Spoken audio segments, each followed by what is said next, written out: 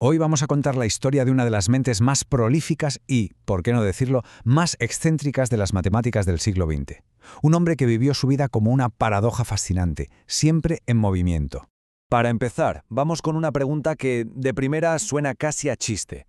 A ver, ¿qué podría conectar a un atleta de fama mundial con casi cualquier académico del planeta? Pues la respuesta es de lo más sorprendente. Pues sí, ambos están conectados a través de una red académica que gira en torno a un solo hombre, Paul Erdős. Pero a ver, ¿qué es exactamente esto del número de Erdős y quién era él? Venga, vamos a meternos de lleno en esto. El concepto del número de Erdős se ha convertido en una especie de leyenda en el mundo académico, una forma de medir la cercanía a este genio de las matemáticas.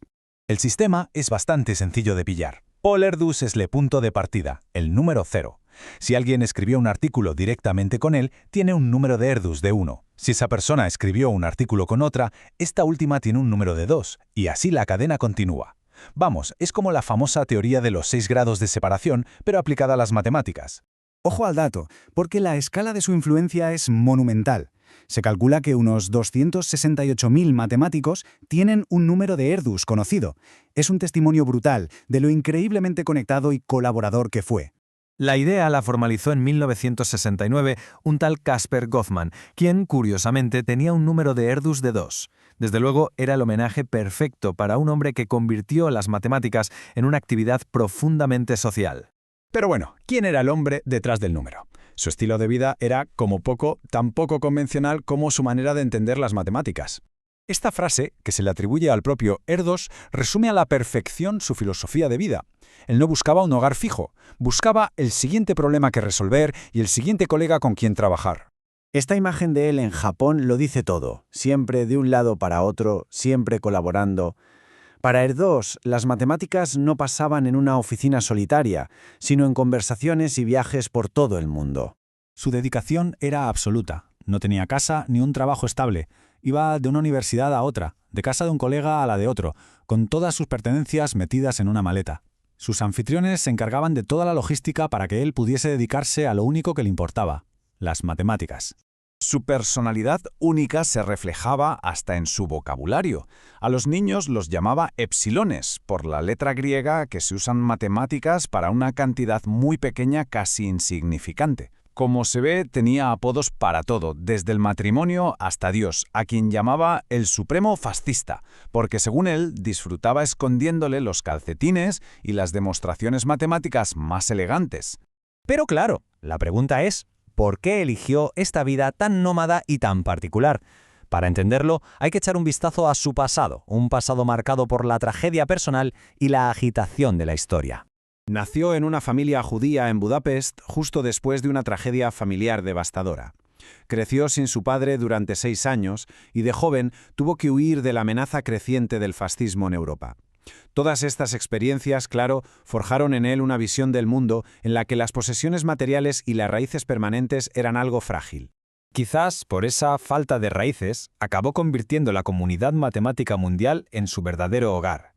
Y de paso, revolucionó la idea de la investigación, transformándola de una actividad solitaria a una especie de deporte de equipo.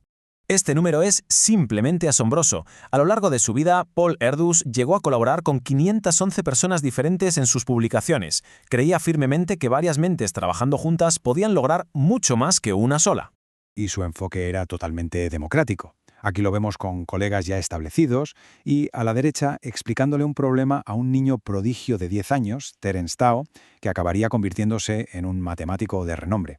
Para Erdős solo importaba la mente, no la edad ni el prestigio.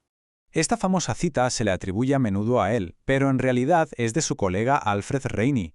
Eso sí, Erdős la encarnaba a la perfección. Era famoso por consumir cantidades ingentes de café y otros estimulantes para mantener su mente trabajando sin parar. Tenía métodos únicos para estimular el progreso de las matemáticas. No solo resolvía problemas, sino que era un maestro planteándolos y motivando a otros para que los resolvieran. Una de sus estrategias más famosas era ofrecer premios en metálico por resolver problemas matemáticos difíciles. Las cantidades iban desde $25 hasta 10.000, y muchos de estos premios, de hecho, siguen vigentes hoy en día. Era su forma de mantener viva la llama de la investigación. A pesar de ser ateo, Erdős hablaba a menudo de el libro. Era su concepto de la belleza en las matemáticas.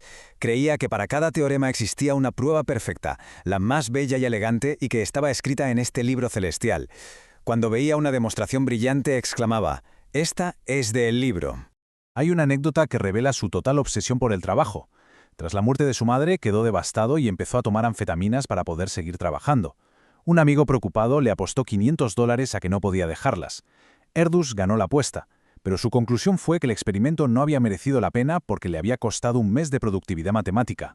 Su vida fue un viaje incesante en busca de la verdad matemática, un viaje que solo terminó con su muerte, y como no podía ser de otra manera, murió en una conferencia de matemáticas. Después de toda una vida sin un hogar fijo, el matemático errante finalmente encontró un lugar de descanso permanente en su ciudad natal, Budapest, donde está enterrado junto a sus padres. Y este es el epitafio que él mismo sugirió, una frase que captura a la perfección su ingenio, su humildad y su eterna búsqueda del conocimiento.